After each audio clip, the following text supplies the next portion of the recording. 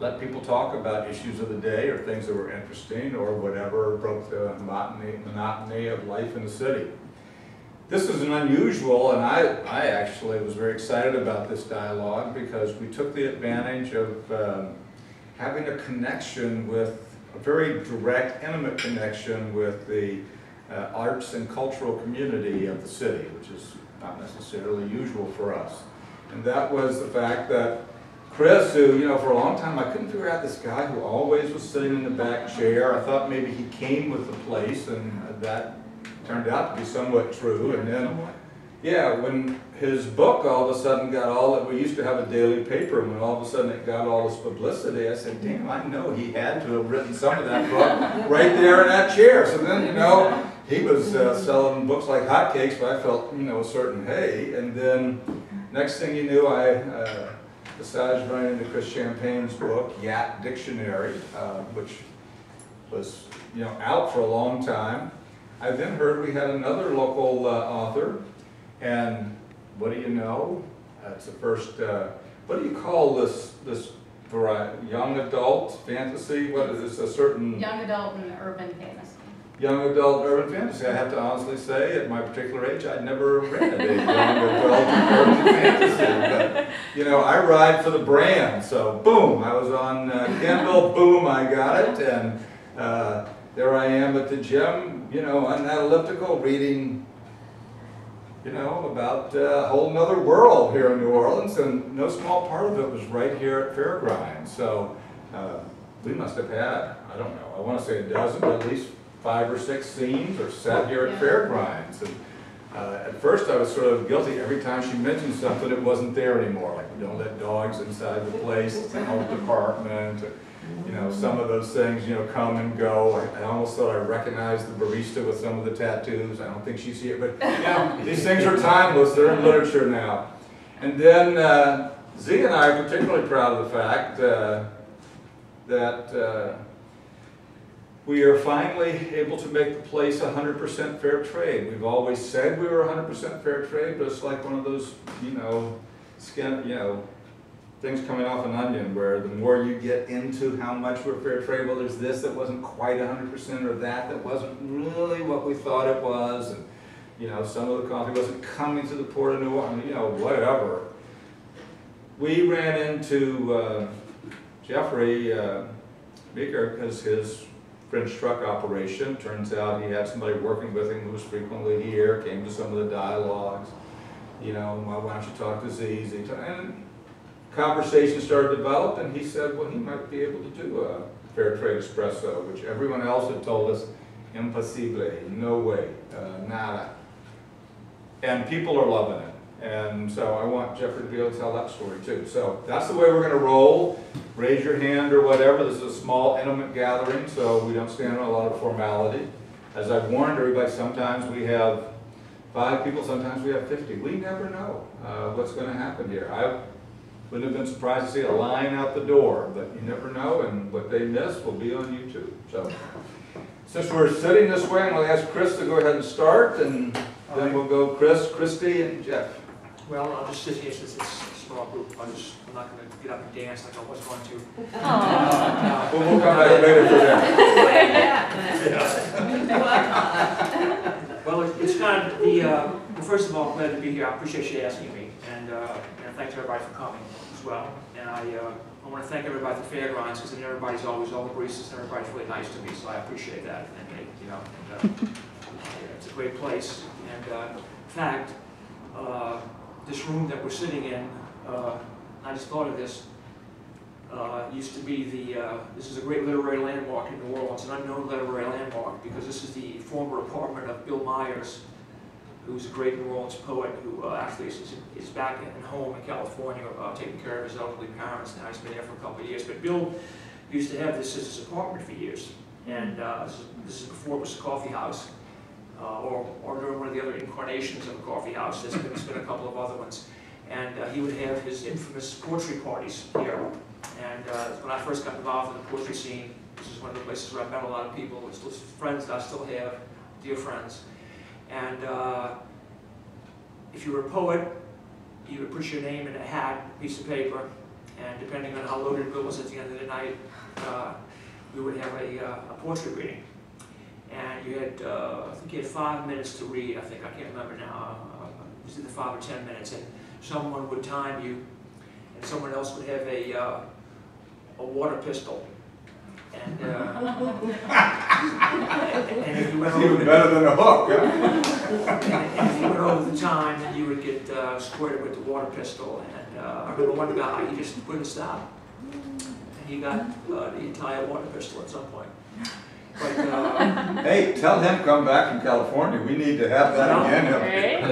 Well, we're trying to get him back, and I hope we do get him back. He's a great poet, and he's a great spirit as well. And he's a legend and a dear treasure to all the people in the portrait community. So I'm glad that I got that. I'm glad that I thought about that, because it's kind of hard to think about sitting here. It was a lot different. There was an altar here.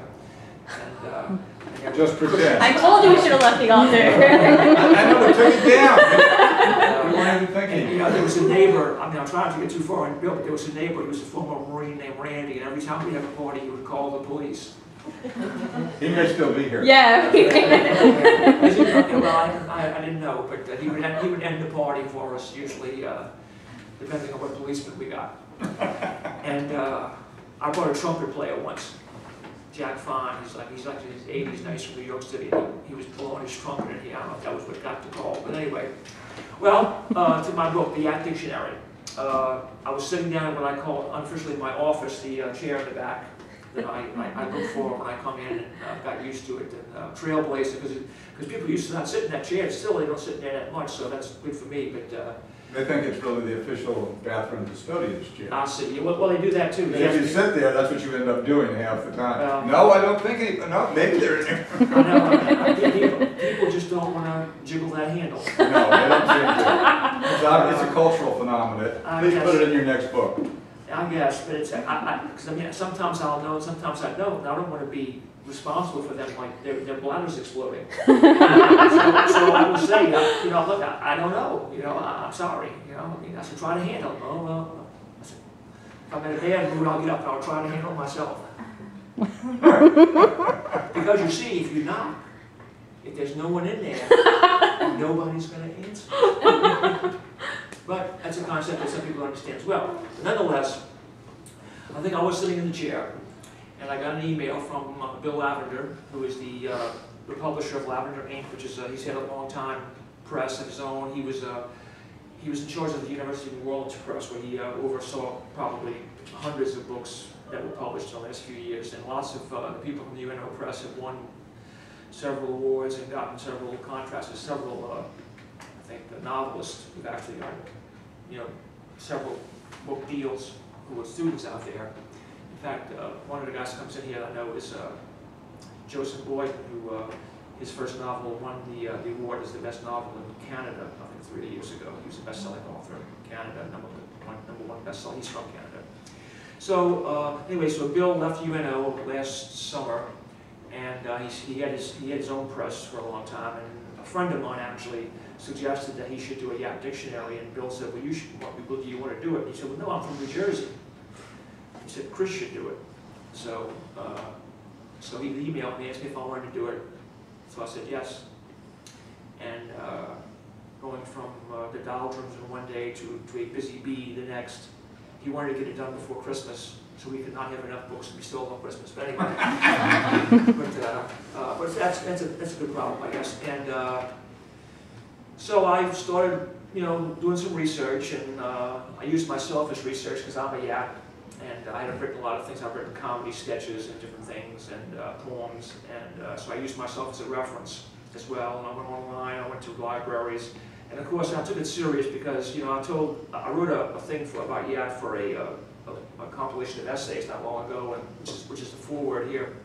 And I told that publisher, I said, look, you know, I said, I don't know if I want to do this, because it's like, I don't, you know, everybody's got their own opinion about where yak comes from and all that kind of stuff. And I really don't want to get into like fist fights and arguments at every party I go to for the rest of my life about this issue. Because I mean, nobody really knows. So, but I took it serious, and I also, I'm a kind of I have a reputation, I hope, as being a funny guy, so I kind of wanted to make it a little, juice it up a little bit to make it a little entertaining to read. And I think I kind of accomplished that to a certain degree. And I've got a lot of good feedback, and I'm surprised. I've only got one really negative review, thing said about it. Ooh, let's hear about that. Or not. Or not. Well, I would love to say it, but I think I better not because this is going to be on YouTube. Yeah. So I'll let that go.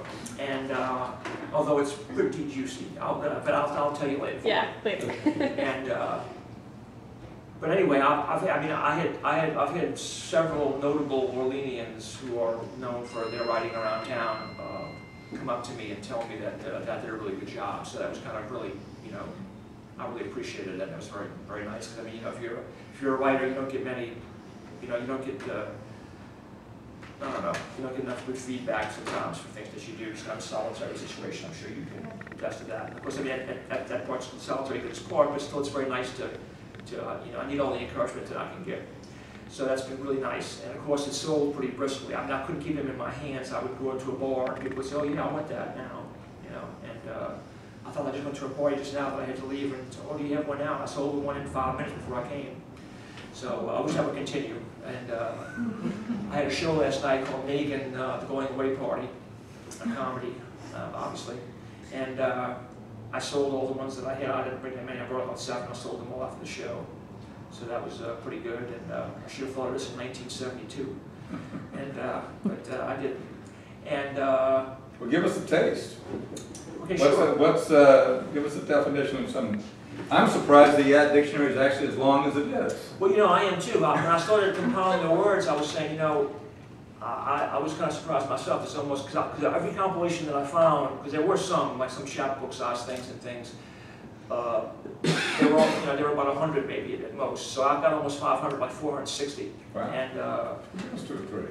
and so I was kind of surprised actually as well. But then I thought about it. I said, you know, I could go through a dictionary and read a dictionary, and I could probably do a different word for every word in the dictionary if I wanted to, in some sense. Well, okay, let's see. I'll try to see some of my my favorite ones here. Under V. And another thing I did with this book is I also put like sayings, like little sayings that I heard when I was growing up, and I wish I'd paid attention better, but this is a word, this is my favorite one. I think people ask me what my favorite word is. I didn't have a favorite word, but I think maybe this is my favorite one. Vegetable.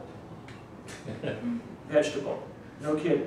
People really do think this is the proper way to say this word. I used to work with a guy, and he would say, you know, my favorite vegetable is dilettante. You know, and that was his favorite vegetable. And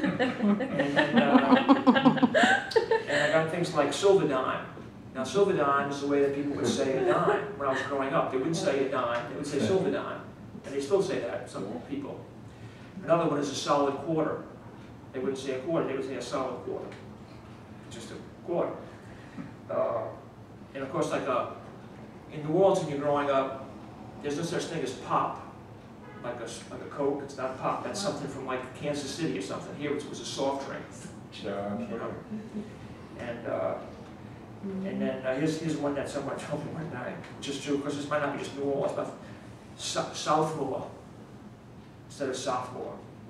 I have sophomore, not the opposite of Northmore. So that's kind of this is one where, you know, you could go through the dictionary, you could find at least words like shower, as shower. You know. When Janet Leigh scared you in Psycho at the show. The show would be in the theater. That's what if you're going to the movie, you would go to the show. Sure. That was the movie theater. Let's see if I can find a saying here. If I can find one that's not too nasty. That's a small yeah, crowd. it's 18 and over. It's fine. We don't have the young adult segment here. Well, this is one of my favorite ones. It's really not a New Orleans thing because the Wayne's World evidently. I had stopped watching Saturday Night Live at that time. There were too many unfunny things.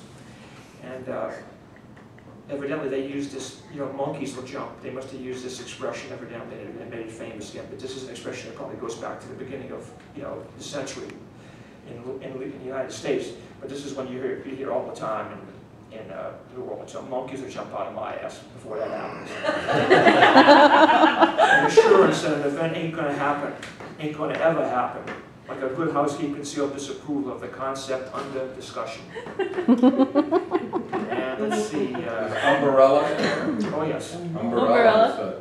Certainly, you know, you never hear that outside of this particular Yeah, genre. that's one of the things that I enjoy about the book. When somebody says, "Is this in it?" And I'll say, "Yes, it is." My favorite thing about Chris writing this book is he kept us posted behind the coffee bar as he was writing it. And we'd have like a little crowd getting coffee and he'd say, "I'm going to put this word in there." And everyone would be like, "As opposed to what?" And he would say it again and we'd be like, "That sounds the same." we were like not even aware that people outside of here say things. Not everybody says umbrella. Umbrella. Umbrella. C. Fats Domino song, Josephine. He uses umbrella. Teats. Teeth. You line through your teats, bro. We had somebody used to work in our office talked about it being Irish. Irish. Have you ever heard that? Well, it's Irish, I guess, huh? I'm Irish. Irish. Yeah, there's a few things. Irish, no, that was supposed to be chili. Oh, chili. Oh, no. Hey, it's Irish out today, she would say. I've only heard that before. It's like North Alabama. Well, see, it's just Save it for the supplement. it's just unabridged on here, and that was my publisher's idea, unbeknownst to me. So, but I have a list. There's a thing on here. There's also a yatdictionary.com where you can give us suggestions for words that we missed. And I have a list of things. And there are a couple of things that I had them on a list, but my list got mixed up, and I ended up they not being. I thought they were in here. They ended up not being in here, so I was a little bit bent out of shape about that. But that's my own fault because I'm kind of disorganized. If you ever see me sitting back in that chair, I got papers every place. So, but now proper names like John. The proper way to pronounce the name John in the vicinity of Magazine Street. John. Here's another one. Icebox. Now, everybody that I knew growing up, they called the refrigerator an icebox, and most of them still do. That's just what we called it. I worked at the racetrack. Horse, like a racehorse at the fairgrounds. I like that horse. Hawaii. Hawaii. The 50th state to join the Union. He's talking about the whole United States? Alaska and Hawaii too? Oh, that's right. I'm talking about Honolulu, Hawaii. Honolulu, Hawaii. Oh, And then, let's see, here's another one. God don't sleep. The definition of that one is yat karma. Yeah, karma. So, I don't know, I'm going to, now one brief thing about this language, okay, it's a white language, yat, actually. Yeah. And I actually had a scholar come to see one of my shows because she saw my name as a yat something, and she's writing her dissertation on the New Orleans language. And she had a 7th Ward dictionary that's out of print. That cost $286 on used on Amazon. And I have it in my car right now, actually. And I looked at that as a source. And you know, there are things that we do say a lot to get saying, but there's a lot of differences as well. Like 7th Ward Creole, New Orleans, there's a lot more French words that they use that we don't really use in yat so much. Because yat, from all the scholarly people, and I'm not saying this is true, because if they say, it started kind of like in the 9th Ward in the Irish Channel. And it's kind of an Irish and German, Irish mostly, then German come in. Of course, there's a lot of Italian words, because there was a big immigration of Italians in the 1880s. And they, you know, they're a very prominent part of our community now, so there's lots of words that have seeped into our language. And the theory that I have, the one that I think is the right theory, so I have it in the foreword, is that basically, because the New York language and the New Orleans language kind of are very similar, which has surprised a lot of people who've never been down here. But it's like, you know, the Irish came in the 1840s, the Germans came in the 1840s in the same waves of immigration. They came to New Orleans, they came to New York in the same numbers, huge numbers at the same time. The Italians, the same thing. The 1880s was the Great Migration. They came to New York, they came to New Orleans, they came to San Francisco. I mean, they came other places too, but that's where they came mostly, because those were the ports. And New Orleans was a big port then, and New York was a big port. So I kind of think that's kind of where the language, you know, comes from. And so anyway, so that's my theory, and I'm sticking to it. Now, I have one more thing to say, and then I'll give it over to Christy, since you're the next one in line. There we go. And thank you again for coming in. So I'll give you a little taste of, I have a yak poem that I do. I've been in a couple of national poetry slams, and this is the highest score that I ever got. I went to the Green Mill in Chicago, which is where the poetry slam was originated. They have a slam there every Sunday night. And I signed up for the slam, and I kicked their hindies. So that was a nice night.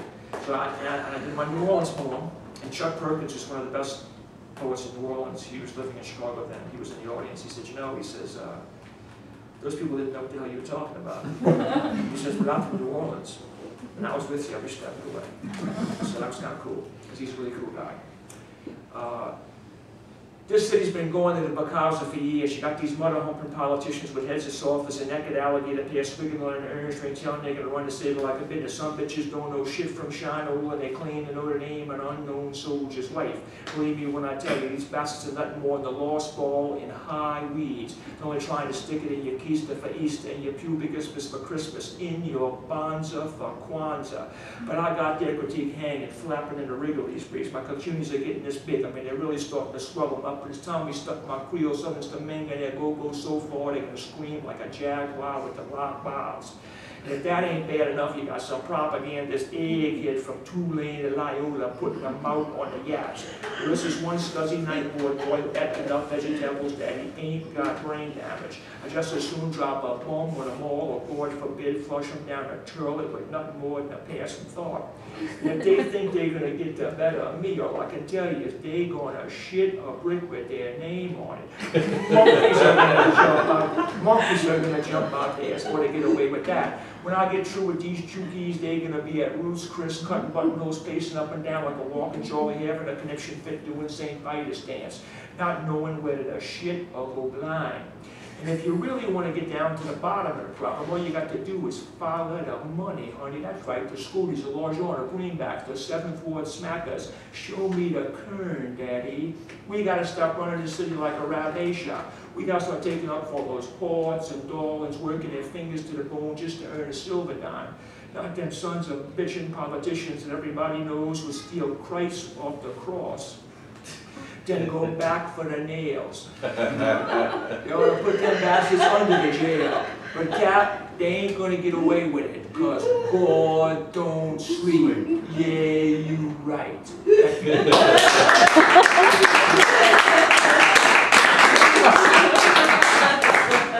Excellent. Thank you so much. Thank you.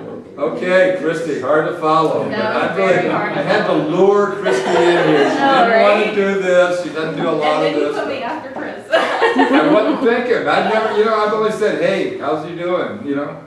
It's that Gregory education. I went to Gregory. Me too. I know, that's what I'm saying. Oh, okay. All right, so thank you again, like Chris said, thank you for inviting me. You live right around here somewhere, right? I actually live uptown. I used to Oh. live Oh, well, before forget about Katrina. I that. lived over here, Oh. but then we moved. Yeah. I spend all my weekends in this area, though. Good. That's Live what here a counts. lot. Yes. So I was trying to figure out what I wanted to talk about tonight, and I thought, well, I'll just start at the beginning. And it's not that long of a story, so I won't bore you too much. But ever since I was a little girl, I loved to read. Every night I would stay up late, just read all the time. And I thought, one day I'm going to write a book. I always wanted to do this. I went on, go to college years later, studied English literature. Then I went on for Mass Comm. For the past 11 years, I've been a public affairs specialist and a freelance travel writer. So I write every day. It's what I do. But I never write fiction. And that's what I love. It's what I love to read, because I love how you get lost in the book, and and you're in a whole different world, and you don't know what's going on, you don't know what's going to happen. And I thought, if I wrote that book myself, then I could decide what happens. I can decide where they're going. Excuse me, I'm nervous. And so here I am. I'm thinking, I'm going to do this one day. I never do it. Of course not. So I'm working, and I'm pregnant. I'm 6 months pregnant with my second child. And I find out my good government job that I'm at, they're going to restructure, and I'm going to lose my job. Oh, no. And I think, what am I going to do? And I'm so stressed out all the time, every day. And I needed something. I needed a distraction. And my sister gives me the Twilight books to read. And I'm like, I am not reading about vampires. Just forget it. Don't give it to me. I don't want it. And she said, you have to read it. No, no. Every time I saw her, she would give it to me again. And then I thought, finally, all right, I'll just read it so I can tell her I read it and be done with it. I read the whole series in a week. I got lost in the books. It was great. It wasn't so much the vampires, but it was how they were written. It was just so easy. It was a page turner. You know, you went through it. And I thought, this is what I should do. I can do this. I can write a book about young adults, you know, make it very easy to read. I had this stigma that you had to write fine literature. You know, I'm an English literature major. You have to write. My favorite books are The Count of Monte Cristo, Lonesome Dove, things like that. And I thought, I'm never going to be able to write these, but this would be great. And it's something, it'd just be fun. So I thought about it. Okay, I'm going to do it. I'm going to do it. Still never did it, right? Then we go on vacation, and we drive to the Smokies. My oldest son's sleeping in the back. My husband is driving.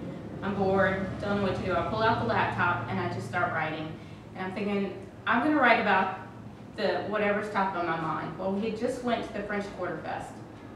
And we went to the Preservation Hall, and we saw this couple dancing in the front, and I just loved it. I couldn't stop watching them. They were dancing and dancing around, and they were fascinating. And I thought, I'm going to write about that and just see where it goes. So that's the first part of the book, which is actually in the middle of the book. But I wrote that first. And then we get to Highlands, North Carolina. It was the cutest little town. My son loved the botanical gardens, and I thought I should write about this town. So that's where the book opens, in Highlands, North Carolina. Then we come home, and I wanted to keep writing. I wanted to keep at it, but I didn't have characters. I didn't know what I was talking about, anything. So I pulled out my Google Calendar, and I thought, what went on this year? It was 2010. I looked from the very beginning. There was the Battle of New Orleans we went to. There was the Super Bowl that year. The Saints had won. There was the Super Bowl parade. There was Mardi Gras, all these things. So that became my outline. This is what I was going to do. I was going to go down. Whoever this person was I was writing about was going to go to all of these things in New Orleans. I knew that. And I remember someone saying that you write about what you know. Well, what I knew was this coffee shop. We were here every weekend. That little park across the street, my son has found every cicada in that park over there. We live at that park. The house on my street that's been under construction for a while, if I had lots of money, I would have bought that house. I would be living there now, I tell you. So, and I just sat down. I had two rules. I was going to write every night. I wasn't going to stop, even if I just wrote one sentence or a whole chapter. This is what I was going to do. And my second rule was no editing. I wasn't going back. You know, if I wrote it, that was it. At the very end, of course, I went back, looked at the grammar and everything. Several times I went over it. But I didn't want to change anything. I just wanted to come out. And before I knew it, I had written the entire book in 3 months. And I can't tell you how I did it, actually.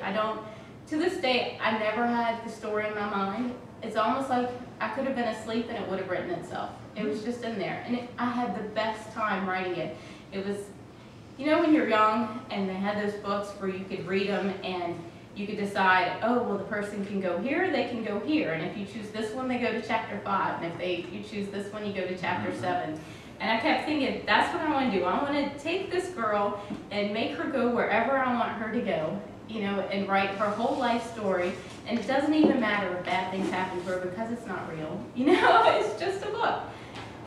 It doesn't matter. So when I finished, I was kind of surprised. My friend Megan is here, and she actually read it chapter by chapter through the whole time, and she gave me a lot of encouragement along the way. And when I never really even thought about publishing it, and when I finished, my family read it, they all liked it, but of course, you know, your family's gonna like it. So I thought, well, I'll see. And I went through the process, had a very hard time. For about a year, I sent query after query after query to agents, never got anybody to pick it up, anything. Finally, I gave up, forget it, I'm not getting it published. And then my aunt sends me an article about this girl named Amanda Hawking. I don't know if you've heard of her, but she became a millionaire off of publishing on Amazon, on Kindle. And she never had a real publisher until just recently, I think. And she just put all her books up there for 99 cents and was selling them and selling them. And I thought, once again, there's that stigma. You don't want to be a self-publisher. You know, I don't want to. Everybody's going to look down on you if you self-publish. But after a while, I thought, okay, let me look into it. And it turns out it's extremely easy to publish on Amazon, and it's free. And I thought, what can I lose? I'll just do it. I'll just stick it up there, put it on. And it didn't take that long to do it. I started selling a few copies here and there. And then they let you do this promotion where you can give it away for free, the Kindle version of it, for up to 5 days. So I said, I'm gonna do it. It was Black Friday, right after Thanksgiving. I said, on Cyber Monday, I'm gonna put this up for free. I'm not gonna promote it at all. I wanna see what happens. And now, I did lose my job, but I reapplied for another one. I'm still at the same agency. I've picked up a lot of freelance writing. Now I have 2 kids, you know, so life has gotten quite hectic, and I keep getting asked, when are you writing the second one? And I'm like, oh, I'm working on it one day. But here I am. Well, I think it's probably the next time you go on vacation. So. Yes, it must be. Well, and, wherever you go on vacation, that could be the next book. Right? and just for the record, where are you from? I'm originally from Grand Bay, Alabama. Just for the tape. And that's it. That's my story. So. Well, why don't you give people at least a sentence or two on the heroine, and she has supernatural. I know I'm the only one who read it, so I definitely Meg like read it. Oh, Megan, of course, Megan's you probably We remember. read it also. For the Did you? Yeah. We represent here, okay. But she has supernatural powers. Well, she doesn't know it. She's 16 and she's about to turn 17, and she's traveled all over the place with her mom, who is an artist, and she's never met her dad. And when she's 16, her mom says, you know what, we're about to move again. And she's like, not again. You're always making me move. I always have to go somewhere else. And she said, well, actually, we're not moving. You're moving. You're moving to New Orleans to live with your aunt. And she said, what? You're sending me away? I'm not going to be with you anymore? And it turns out it was a promise that she had made to Eva's father when she was a baby, that when she was 16, she would send her back to New Orleans to live here. And Eva doesn't know anything about this. She doesn't even know that her father's alive. Her father is alive, and he has a friend named Jackson who he sends to meet Eva and kind of lead her along and teach her about this world that she is supposedly destined to become the leader of. It's a world of immortal people who live in New Orleans amongst all the regular people at the same time. Could be any of you, we just don't know. Yes.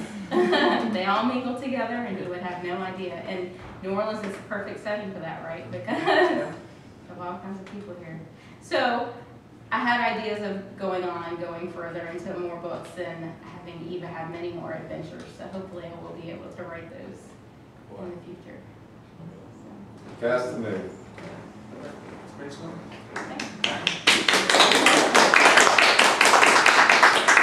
I have one more question. I'm going to Jeffrey. So you self-published on Kindle, but these are hard copies. They are. So Amazon has a sister company called CreateSpace, and they are also free to publish. They don't keep stock. They only do it until people order them. On demand. Yes, so I can order them myself and then put them, like I had asked you if you would sell them here. I have them next door.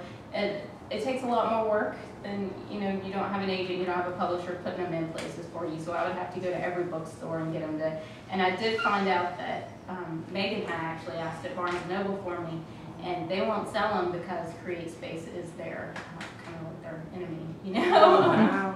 Yeah. Well, they have Nook, and I mean, it's a whole complicated thing. Right, yeah. So But- the book publishing industry is different. And we have some people who are involved in self-publishing whatever here, so it would be interesting. Oh, nice. Let's hear about a whole different world.